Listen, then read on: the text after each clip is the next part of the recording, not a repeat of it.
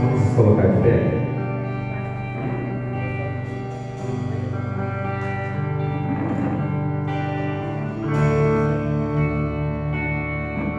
Quero te convidar a fechar os seus olhos. Nós estamos orando ao Senhor. Senhor Deus, nosso Pai, em nome de Jesus, Senhor, estamos em tua casa, Senhor, para te render louvores, para exaltar o seu nome, para te entronizar como rei nesse lugar. Pai, pedimos a presença do seu Santo Espírito nesse lugar. Perdoa as nossas falhas, Senhor. Perdoa porque muitas vezes não oramos, Senhor. Perdoa, Senhor, porque muitas vezes nós pensamos que não sabemos orar. Nos ensina, Senhor, a colocar o nosso coração na tua presença. Nos ensina, Senhor, a buscar a ter intimidade contigo, a buscar a santidade, Senhor, que o Senhor tanto nos prega, que o Senhor tanto nos demonstrou quando passou nessa terra. Pai, que o seu Espírito venha, Senhor, que possa sondar os nossos corações, que cada vida que aqui entrou, Senhor, que cada vida que está em seu lar, possa, Senhor, ser tocada, impactada pela presença do seu Espírito, ó Deus.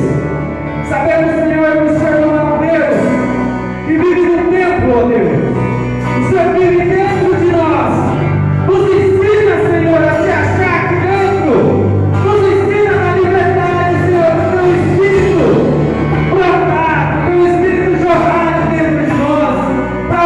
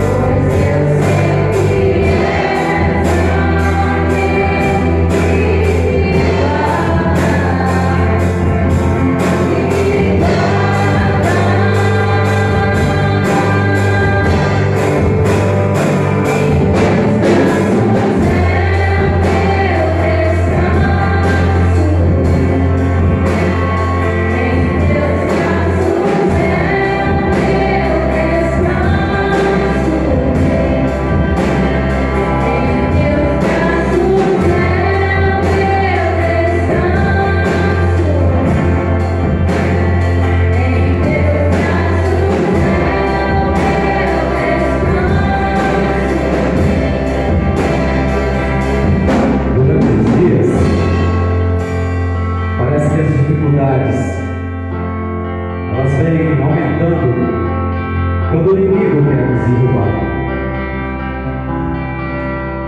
É por isso que a nossa fé não deve estar alicerçada na nossa capacidade. Ela não pode estar alicerçada no nosso pastor, no nosso governante. A nossa fé ela tem que estar em Deus. Pode se levantar o que for. Se Deus estiver conosco, quem será contra nós? Não importa a legião que queira nos derrubar. Se Deus estiver conosco, uma palavra derruba todos. E essa palavra, a palavra de ordem que dá ao Senhor. Eu não sei como você entrou aqui. Talvez o seu coração é entristecido. Talvez você tenha sido perseguido. Talvez você tenha estado desanimado. Talvez você confiou em alguém e essa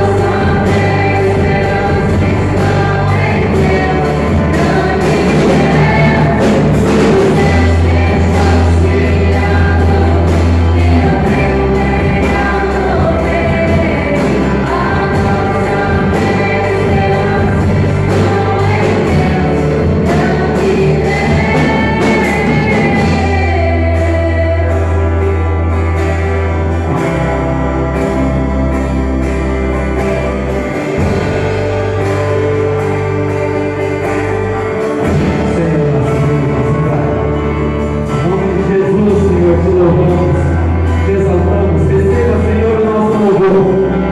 Senhor, nos ensina a dar o nosso melhor. Nos ensina a confiar na tua palavra. Não importa quão dificultoso esteja. Não importa o grau de dificuldade que nos entregamos, que nos encontremos. Que nós não possamos nunca, Senhor, nos entregar. Se for se entregar para alguém, que seja na tua presença, Pai. Que seja no Espírito, que seja em verdade. O jeito que o teu sangue nos colocou, Senhor. Tudo estimado na tua palavra. Em nome de Jesus, Senhor, nos capacita. Yeshua, Yeshua, Yeshua.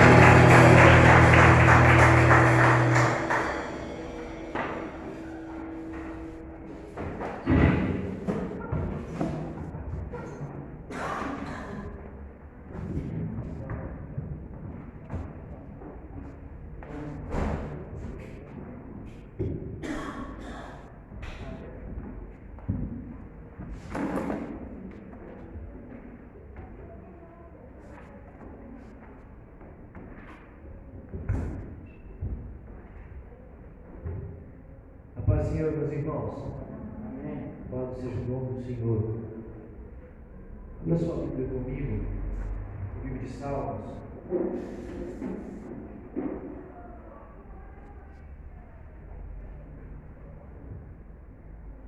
Salmo número 5. Você que trouxe sua Bíblia.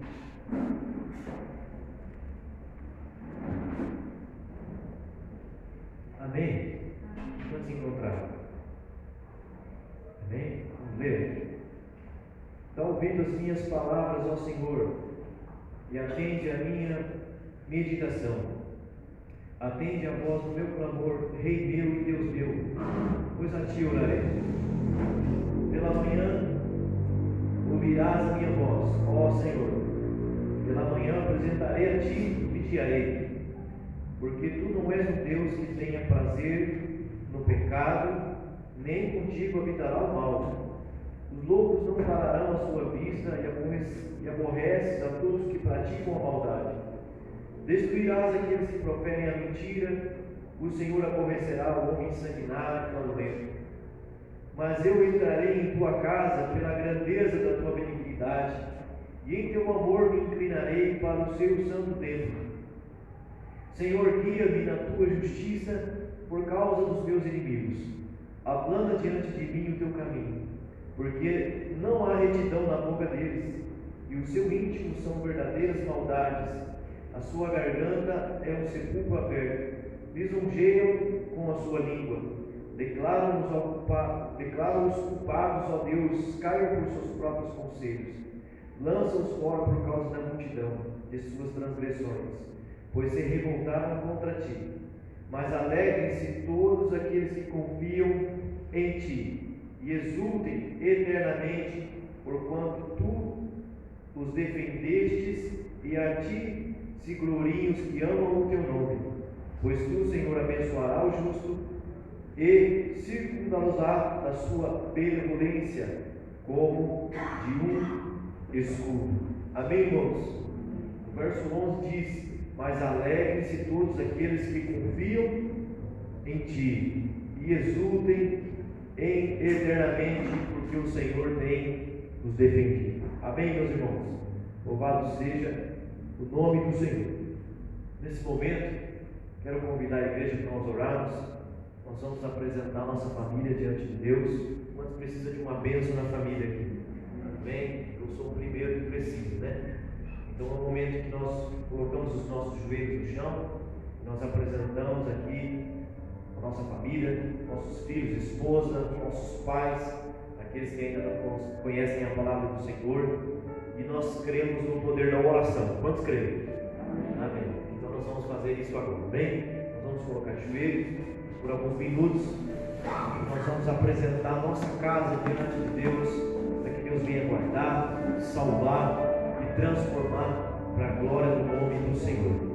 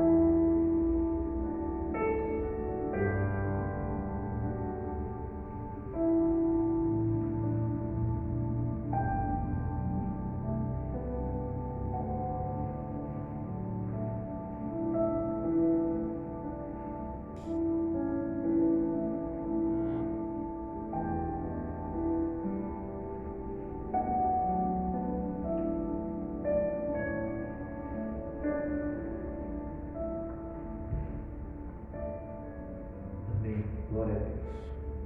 Louvado seja o nome do Senhor. Nesse momento nós vamos tirar nossa oferta.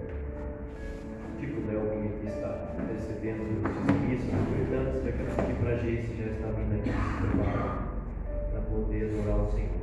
Amém? Enquanto o Léo está orando aqui, você pode trazer a sua oferta, nós vamos estar abençoando a sua vida. Que Deus multiplique as bênçãos sobre a tua vida. Amém? Amém, irmãos? Amém, Pai do Senhor. Deus tem provido no meio de crise, tem nos sustentado.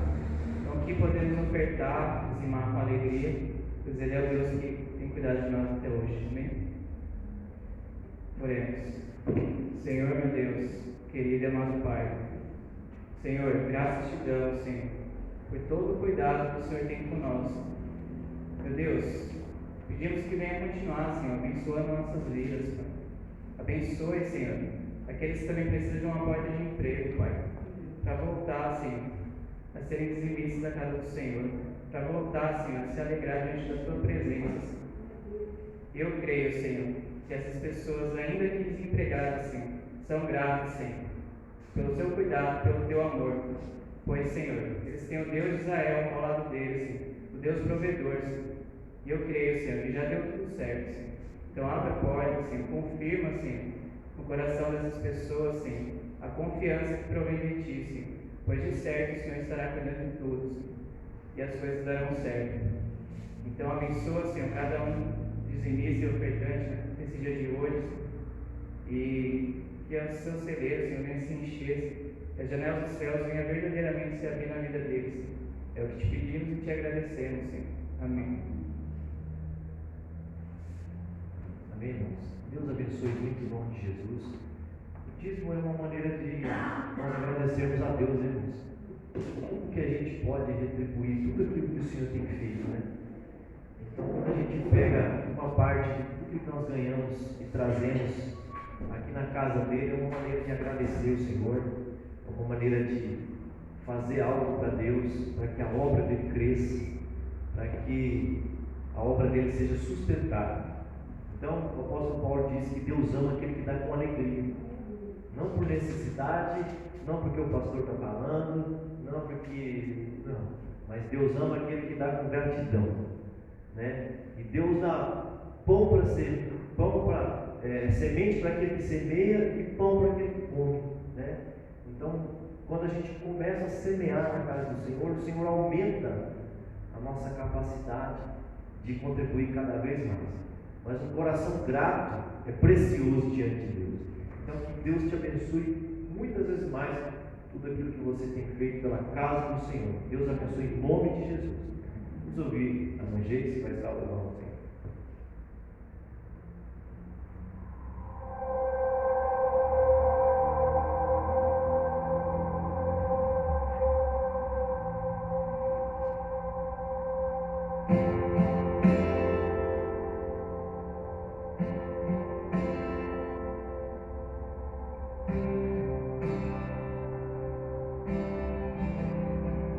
Tens liberdade aqui, Espírito de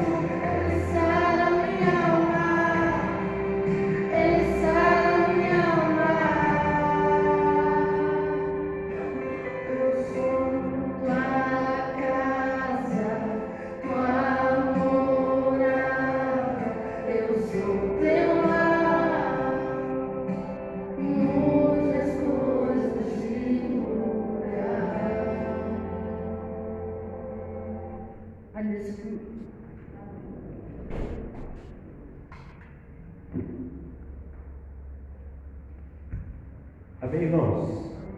Louvado seja o nome do Senhor. Bem, abra sua Bíblia comigo em 1 Reis,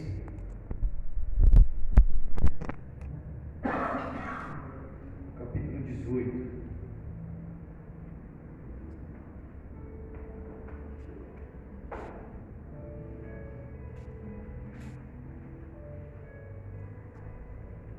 Versículo 22 em diante.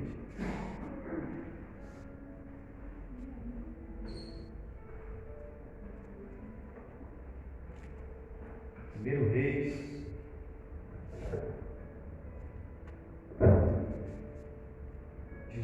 versículo 22. O pessoal colocou o link lá no grupo. Deus abençoe o pessoal que está nos assistindo aí pela live. Que essa palavra possa abençoar a tua vida também, no nome de Jesus. Vamos ler, irmãos? Quantos estão aqui comigo? Amém. A partir do versículo 22, diz assim: Então disse Elias ao povo: Só eu fiquei por profeta do Senhor, e os profetas de Baal são 450 homens. Deis-nos, pois, 2 bezerros, e eles escolham para si dos bezerros, dividam em pedaços e ponham sobre a lenha, porém não lhe metam fogo. E eu prepararei um outro bezerro, e porei sobre a lenha, e não lhe meterei fogo.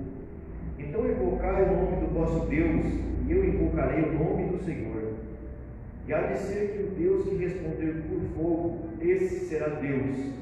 E todo o povo respondeu e disse: Boa é esta palavra. E disse Elias aos profetas de Baal: Escolhei para vós um dos bezerros, e preparai primeiro, porque sois muitos. Invocai o nome do vosso Deus, e não lhe metais fogo. E tomaram o bezerro que lhes dera, e o prepararam, invocaram o nome de Baal, desde a manhã até o meio-dia. E dizendo: Baal, responde-nos. Porém, nem havia voz, nem que respondesse, e saltavam sobre o altar que se tinham feito. Sucedeu, pois, que ao meio-dia Elias zombava dele e dizia: Clamai em altas vozes, porque ele é um Deus. Pode ser que esteja falando, ou que tenha alguma coisa que fazer, ou intente alguma viagem, porventura dorme e despertará. E eles clamavam em grandes vozes e se retalhavam com facas, com lancetas, conforme o seu costume, até derramarem sangue sobre si. Sucedeu, pois, que passando ao meio-dia profetizaram eles, até que a oferta de manjares se oferecesse. Porém não houve voz, nem resposta, nem atenção alguma. Então Elias disse a todo o povo: Chegai-vos a mim. E todo o povo se chegou a ele, e reparou o altar do Senhor que estava quebrado. E Elias tomou 12 pedras, conforme o número das tribos dos filhos de Jacó, ao qual veio a palavra do Senhor, dizendo: Israel será o teu nome. E com aquelas pedras edificou o altar em nome do Senhor. Depois fez um rego em redor do altar, segundo a largura das medidas da semente. Então armou a lenha, dividiu o bezerro em pedaços e colocou sobre a lenha. E disse: Enchei de água 4 cântaros, e derramai sobre o holocausto e sobre a lenha. E disse: Fazei a segunda vez, e fizeram a segunda vez. E disse: Fazei a terceira vez, e fizeram a terceira vez. De maneira que a água corria em redor do altar, e ainda se encheu de água. Sucedeu, pois, que oferecendo-se a oferta de manjares, o profeta Elias se chegou e disse: Ó Senhor, Deus de Abraão, de Isaque e de Israel, manifesta hoje que tu és Deus em Israel, e que eu sou o teu servo, e que conforme a tua palavra fiz todas essas coisas. Responde-me, Senhor, responde-me, para que todo o povo conheça que só o Senhor és Deus, e que tu fizeste tomar o seu coração para trás. Então caiu o fogo do Senhor, consumiu o holocausto, a lenha, as pedras, o pó, e ainda lambeu a água que estava no altar. E volta do altar. E que vendo todo o povo caiu sobre os seus rostos e disse: só o Senhor é Deus, só o Senhor é Deus. Amém? Curva a sua cabeça, vamos orar mais uma vez. Pai, em nome de Jesus, nós te louvamos, Senhor, pela tua palavra. Nós pedimos a Deus que no momento, meu Pai, que a tua palavra estiver sendo ministrada e o teu Espírito Santo possa trabalhar de uma maneira sobrenatural, de uma maneira individual no coração de cada irmão. Que a semente dessa noite, quando for lançada, meu Pai, que ela venha brotar e frutificar no coração daqueles que são terra boa, meu Pai. Aqueles que assistem em casa também possam receber, ó Pai, o poder da sua palavra. Que o teu povo entenda, que o teu povo ouça, que o teu povo compreenda e que o teu povo frutifique para a glória do teu nome. Amém e amém. Amém, meus irmãos. Glória a Deus. Obrigado aqui pela água. Deus abençoe. Irmãos, uma palavra bem conhecida, né? Vocês já ouviram falar bastante sobre esse texto. Mas eu creio que Deus tem algumas verdades para nos ensinar nessa noite. Amém? O primeiro ponto que eu quero ressaltar, irmãos, é sobre quem é o profeta Elias. Abra comigo aí em 1 Reis, no capítulo 17, pertinho de onde você está, no versículo 1, vai falar quem é Elias. Diz assim, 1 Reis, capítulo 17, versículo 1. Então Elias, o tisbita, dos moradores de Gileade. É somente isso que a palavra fala sobre Elias, sobre quem ele era. Elias era o tisbita de Tisbé e era morador de Gileade. Irmãos, quando você vai procurar Tisbé no mapa, você não encontra. Não é Tibé, é Tisbé, né? Porque ele era tisbita. Então você vai procurar Tisbé no mapa, você não encontra, porque ele é um vilarejo muito pequeno, um lugar muito simples, um lugar humilde. E é de lá que Elias veio, ali da região de Gileade. E o que eu aprendo com isso, irmão, sobre quem era Elias? Eu entendo que Elias era de um lugar simples, humilde, sem muito notoriedade, sem muito conhecimento, mas Deus pega um homem desse lugar simples e humilde e faz dele um grande homem de Deus, um homem que orou e o céu se fechou, não choveu por 3 anos e 6 meses, um homem que orou e o fogo caiu do céu, um homem que fez proezas no nome do Senhor. E eu entendo algo, irmão, que Deus pega as coisas pequenas, as coisas fracas, as coisas improváveis e enche do Espírito dele e faz com que esse homem, que essa mulher de Deus faça grandes coisas na presença dele. Quem sabe eu e você, quando olhamos para nós não vemos muitas coisas, nós não vemos muitas habilidades, nós não vemos muitas capacidades, mas o Deus não precisa da nossa capacidade nem da nossa habilidade, porque é o Espírito dele que capacita, é o Espírito dele que nos unge, é o Espírito dele que nos enche, é o Espírito dele que nos envia e nos capacita para fazer a vontade dele. A obra de Deus na terra não é humana, não é natural, não tem como fazer na nossa força, não tem como fazer na nossa inteligência, mas a obra de Deus na terra precisa de uma capacitação que vem do céu, porque a obra de Deus na terra também vem do céu. Quando nós olhamos para alguns homens na Bíblia, nós vemos esses homens simples, executando na terra aquilo que eles viram no céu. Quando nós olhamos para Noé, Deus deu uma grande missão para ele.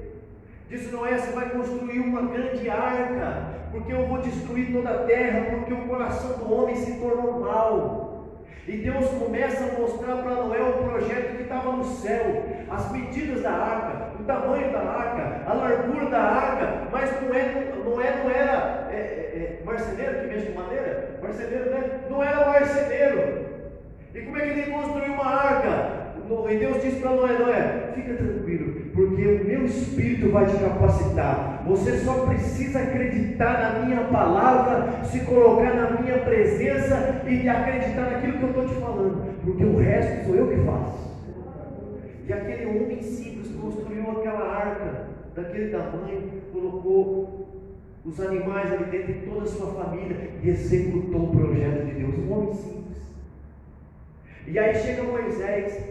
Deus fala para Moisés quando ele está no monte: para Moisés, eu quero que você construa um tabernáculo, porque ali vai ser o lugar onde o povo vai me adorar e a minha presença vai descer. E Moisés disse assim: Deus, como é que eu vou fazer isso? Não esquenta não, Moisés, você vai fazer assim, a medida assim, a coberta assim, a tenda assim, a arca de ouro, o castiçal de ouro, a mesa de ouro, os pães da proposição. Moisés só vai anotando, eu só preciso que você me obedeça, porque o resto eu vou te mostrar como é que faz. Moisés não sabia nem falar direito, não. Quando Deus chamou ele falou assim: Senhor, mas eu sou até meio gago, a minha língua é pesada, como é que eu vou falar com o faraó? Falou: Moisés, quem é que fez o homem? Quem é que fez a língua? Quem é que fez a boca? Foi eu, Moisés. Então se eu estou te mandando, pode ir, porque eu uso as coisas fracas, improváveis, que na minha presença se tornam grandes e poderosas pelo Espírito de Deus. Elias era um homem de Tisbé, ninguém sabe de onde ele era, mas ele era um homem que estava na presença de Deus. Nós precisamos ser assim, meus irmãos, homens simples, homens muitas vezes que não somos conhecidos, que não têm muita notoriedade, mas quando nós nos colocamos na presença de Deus e vivemos na presença, Deus nos enche com seu espírito de sabedoria, e nós vamos fazer grandes coisas em honra ao nome do nosso Deus. Quantos creem nisso? Amém. O segundo ponto que eu quero colocar é sobre o Deus Baal. Nós vemos no texto que o povo ali adorava o Deus chamado Baal, um falso Deus. E ali Elias faz aquela proposta de que ele iria sozinho da parte de Deus, e os profetas, 450 profetas de Baal, cada um iria fazer um sacrifício.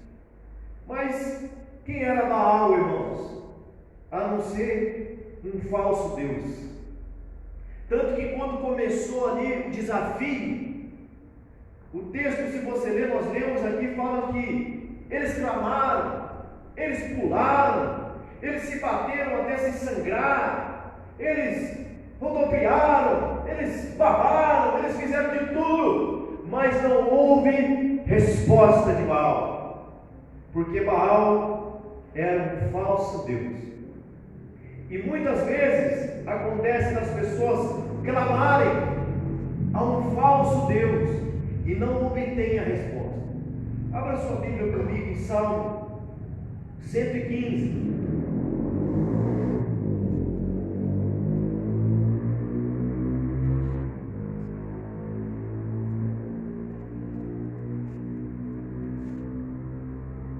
Quantos encontraram?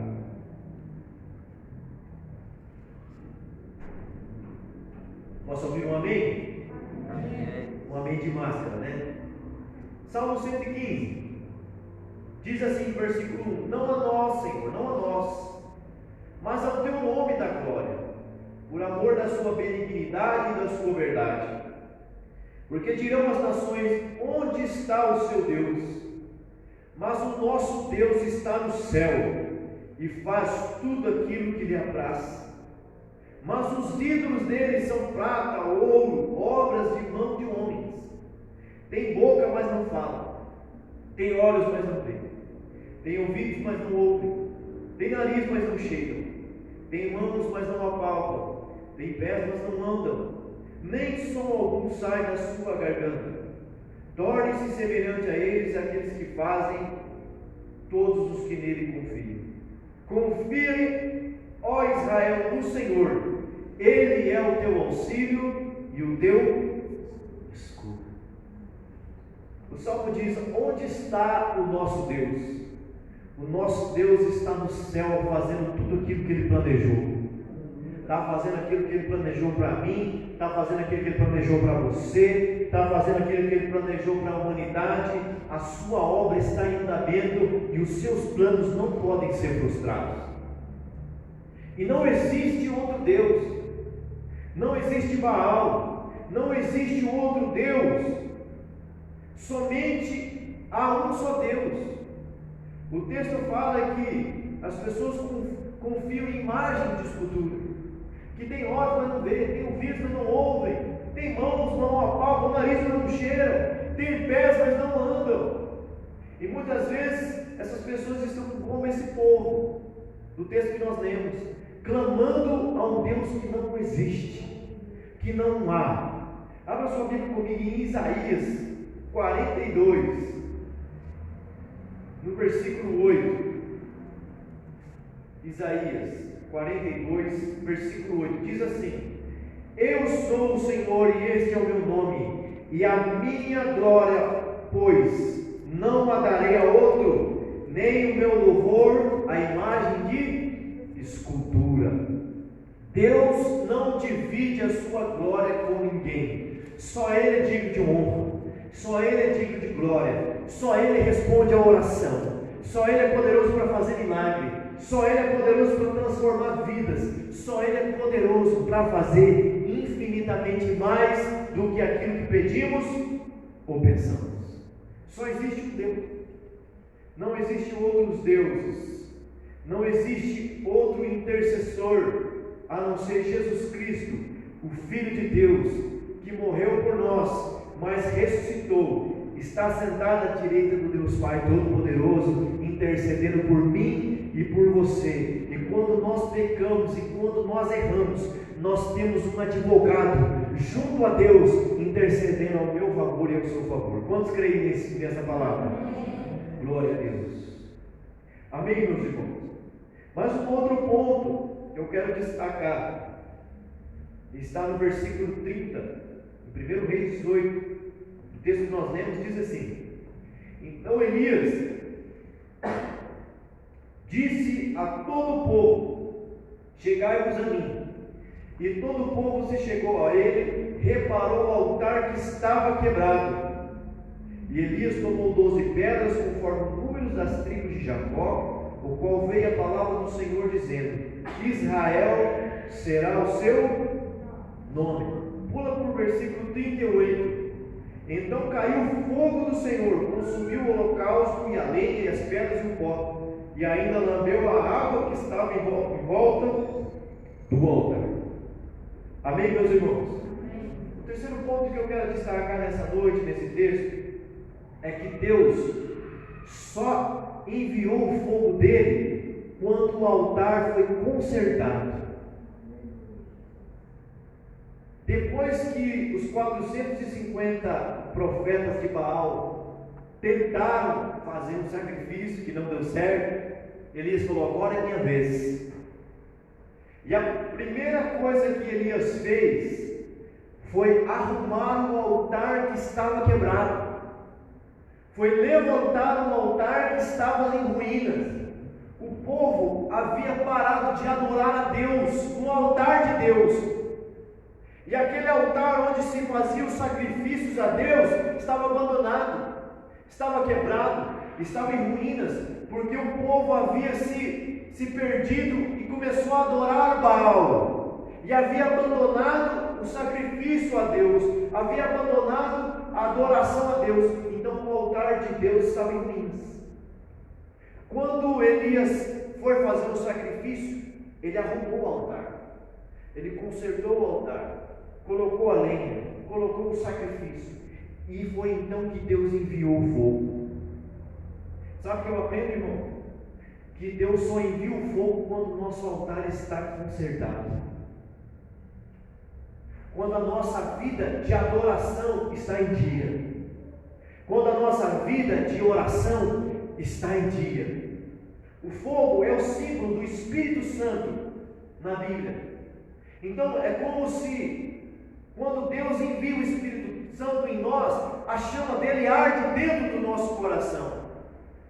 Então Deus só envia esse fogo, só derrama o Espírito dele sobre nós quando a nossa vida espiritual está em ordem. Pergunta para alguém que está perto de você: como está o seu altar hoje? Como está a sua vida de adoração hoje? A sua vida de oração hoje? A sua vida na presença de Deus hoje? Irmãos, em Romanos, no capítulo 12, no versículo 1, diz assim: rogo-vos, pois, irmãos, pela compaixão de Deus, que apresentei o vosso corpo em sacrifício vivo, santo, agradável a Deus, que é o vosso culto racional. Irmãos, hoje o altar de Deus é o nosso corpo, é a nossa vida. Nossa vida é um altar na presença de Deus. O sacrifício hoje não é mais o cordeirinho, não é mais o carneirinho. O sacrifício hoje é o sacrifício da nossa carne. Quando eu coloco em ordem a minha vida, o meu altar diante de Deus, a minha vida espiritual diante de Deus, a minha vida de adoração diante de Deus, eu estou consertando o meu altar. E quando eu sacrifico a minha carne, quando eu não cumpro a vontade da carne, quando eu não cumpro a vontade do pecado, eu estou sacrificando a minha carne diante de Deus, e isso sobe diante de Deus como cheiro suave. Quantos podem dar glória a Deus por isso? Agora, quando o meu altar está em ruínas, quando eu vivo uma vida de pecado, quando eu não sacrifico a minha carne, também sobe um cheiro, mas é um cheiro podre do pecado na presença de Deus. A Bíblia diz que nós temos que exalar o bom perfume de Cristo, e o bom perfume de Cristo exala na vida de quem tem uma vida de santidade na presença de Deus. Quem vive uma vida de santidade na presença de Deus, renunciando à vontade da carne, renunciando ao pecado, renunciando a si mesmo, isso exala o perfume de Cristo, porque isso significa que você está vivendo uma vida de santidade e chega diante de Deus como cheiro agradável na presença dele. E Deus se agrada disso, irmão. Deus se agrada quando sente esse cheiro. Nossa vida é o altar na presença de Deus. Minha carne é um sacrifício na presença de Deus. Amém, irmãos? E na Bíblia, irmãos, sempre que Deus enviava o fogo, era um sinal de aprovação. Quando Deus enviava o fogo sobre a terra, isso significava que Ele estava se agradando do sacrifício, estava se aprovando, estava aprovando aquilo que estava acontecendo. Sempre que Deus estava mandando fogo, era um sinal da aprovação de Deus. Abra sua Bíblia comigo em 2 Crônicas, no capítulo 7, no versículo 1.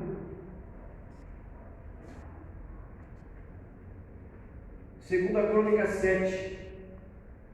Se a sua Bíblia tem um título, aí vai dizer assim como está na minha: o fogo e a glória de Deus são sinais da sua aprovação. Meu Deus, irmão. E diz lá: e acabando Salomão de orar, desceu fogo do céu, consumiu o holocausto, os sacrifícios, e a glória do Senhor encheu aquela casa. E os sacerdotes não podiam entrar na casa do Senhor, porque a glória do Senhor tinha se enchido, porque a glória do Senhor tinha enchido a casa do Senhor.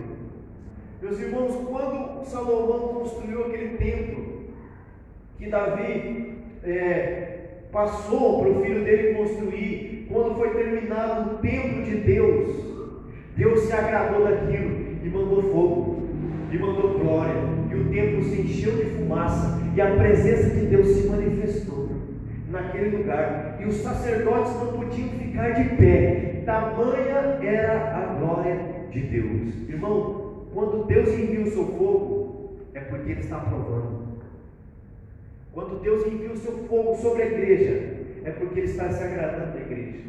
Quando Deus envia o fogo sobre a tua vida, é porque Ele está aprovando a maneira em que você está vivendo. Só que tem uma coisa: para Deus enviar o fogo, primeiro o altar tem que ser consertado.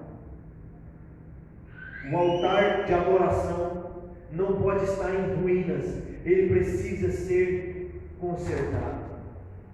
E quem sabe hoje é uma noite propícia para isso, porque eu tenho certeza que você, assim como eu, quer sentir a glória, o fogo do Espírito Santo sobre as nossas vidas. Quantos têm esse desejo?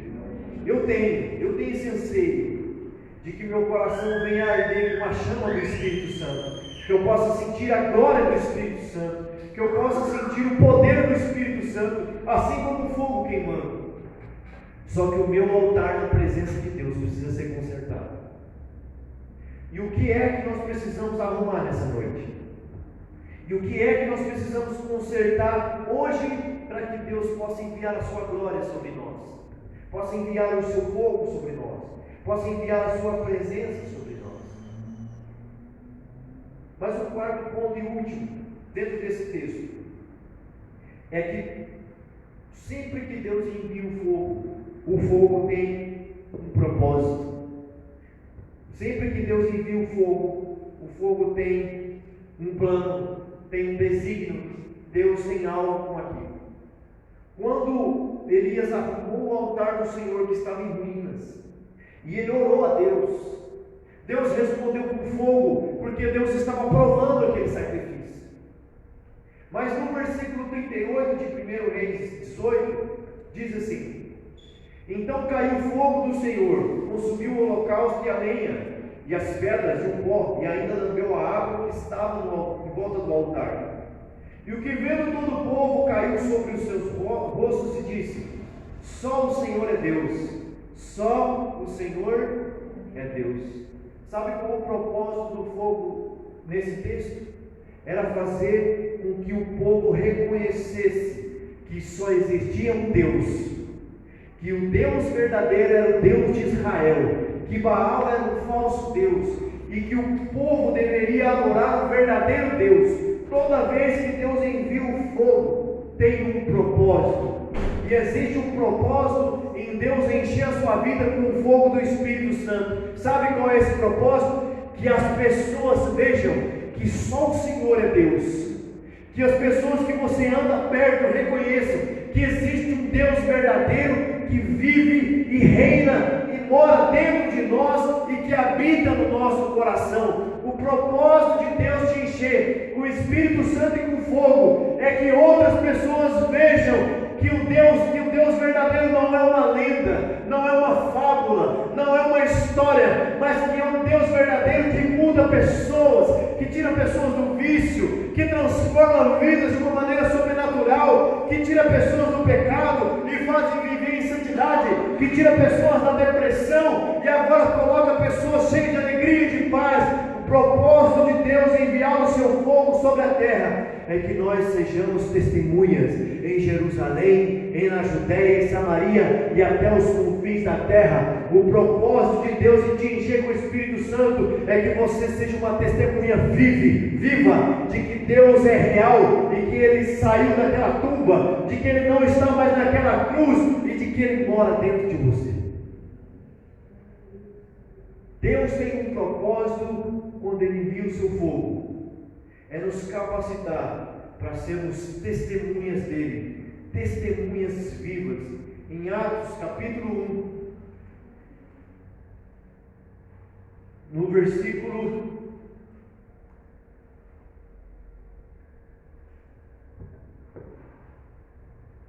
versículo 8, diz assim: mas vocês receberão poder do Espírito Santo, que há de vir sobre vós, e vocês serão minhas testemunhas, tanto em Jerusalém, como em toda a Judéia, Samaria e até os confins da terra. Em Atos, no capítulo 2, eles recebem o fogo, e foram vistas sobre eles línguas de fogo sobre a cabeça, e eles falaram línguas que o Espírito concedia. E as pessoas que estavam ali em Jerusalém para a festa do Pentecoste viram que aquele Deus era real e entregaram as suas vidas. E diz o texto em Atos que mais de 3.000 pessoas se converteram ao Senhor. Alguém já se converteu por tua causa? Alguém já viu Deus na sua vida? Alguém já foi transformado por causa de uma palavra que saiu da sua boca? Quando as pessoas olham para você, elas conseguem ver o testemunho. Qual testemunho? De alguém que foi alcançado pela glória, pelo fogo? Ou de alguém que vive de domingo em domingo na igreja e não consegue mudar de vida? Essa é a grande questão para nós nessa noite. Porque talvez os nossos altares estejam meio corrompidos. Os nossos altares talvez precisam de reparos. Os nossos altares talvez precisam ser arrumados, consertados. Talvez a nossa vida precise de alguns ajustes. Talvez o nosso coração precise ser mais quebrantado. Talvez nós precisamos de uma renúncia maior. Talvez nós precisamos nos converter de novo.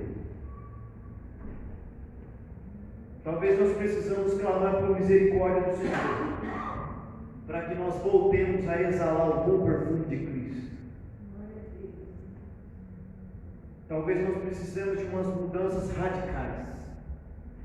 Talvez nós precisamos nos tornar crentes de verdade, e não crentes só nominais. Quando alguém pergunta a nossa religião, nós somos evangélicos. Mas talvez é só o nome que nós carregamos. Talvez precisa de um pouco mais de essência. Porque o evangélico é aquele que anuncia as boas novas, aquele que tem as boas novas, aqueles que foram alcançados pelas boas novas, aqueles que anunciam para outras pessoas que existe um Deus vivo e verdadeiro, que vive e reina e governa sobre toda a terra. E mais, vai julgar os vivos dos mortos, vai separar as ovelhas dos bodes, vai separar o trigo do joio.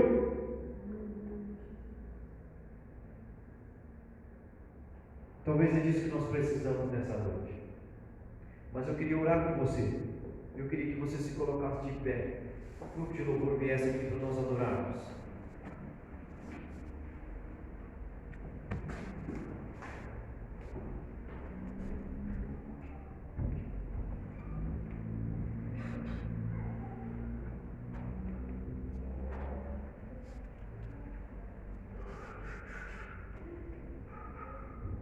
Como está o seu altar nessa noite?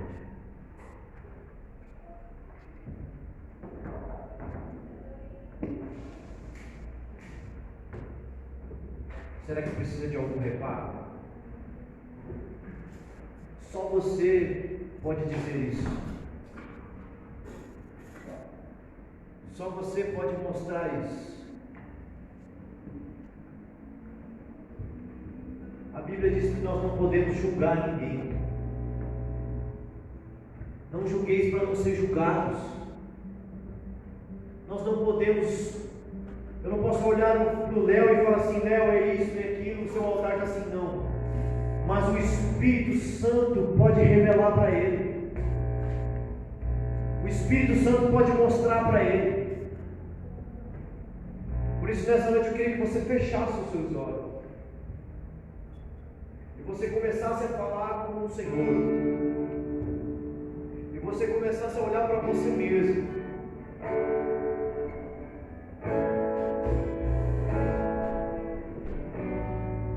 Você começasse a olhar para dentro de si.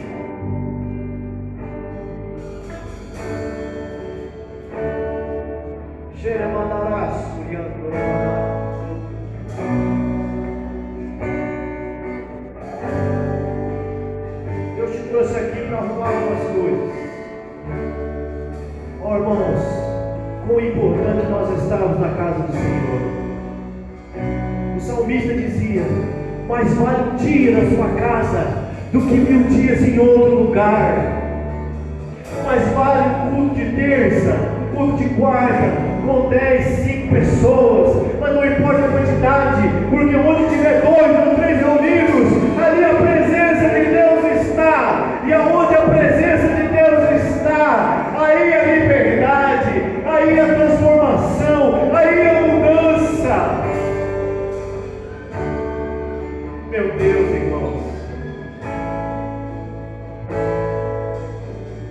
o espírito quebrantado, o coração humilde é precioso diante de Deus. Jesus disse que foram dois homens orar. O fariseu ficou em pé, dizendo: ó Senhor, como eu sou bom, eu faço isso, eu faço aquilo, eu dou dízimo, eu jejuo, Senhor, eu faço tantas coisas boas. Mas havia um outro.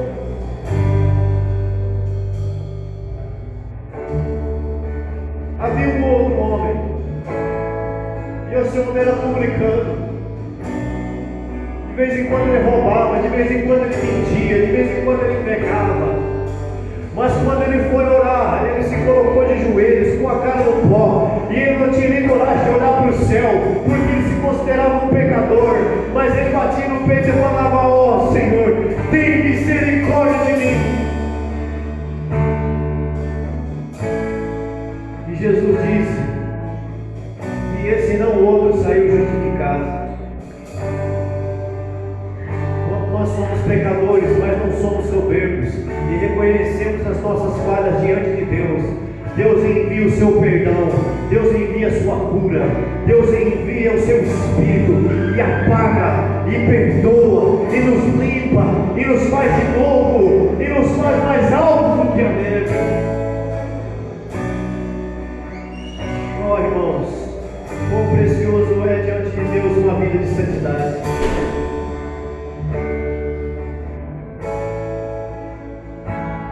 E o que o Deus quer de nós nessa noite é que nós venhamos consertar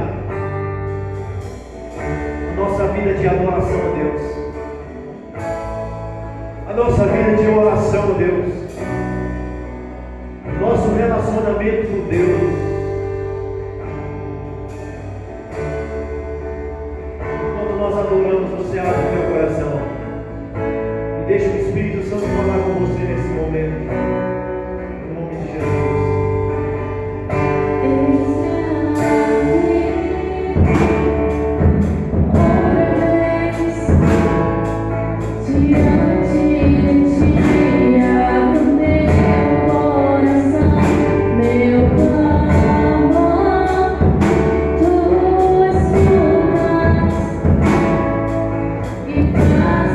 Sair as barreiras em mim.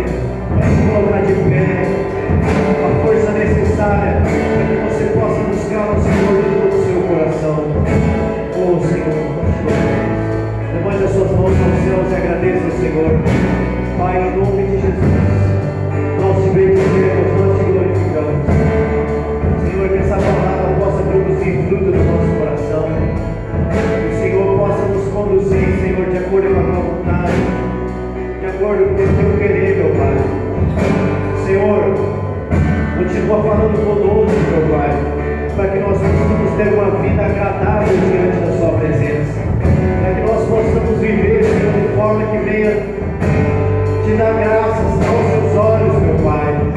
Oh, meu Deus, que a nossa vida seja preciosa diante de Ti. Muda o nosso coração, Senhor. Muda a nossa vida. Nossa vida seja um sacrifício santo e agradável diante de Ti, meu Pai. Ó Senhor, faz isso nas nossas vidas. Em nome de Jesus. Amém. Amém. Estenda suas mãos. O grande amor de Deus, a graça salvadora do nosso Senhor Jesus Cristo, a doce consolação e comunhão do Espírito Santo de Deus, repouse sobre cada coração, agora e sempre. E quem recebe diz: Vai em paz.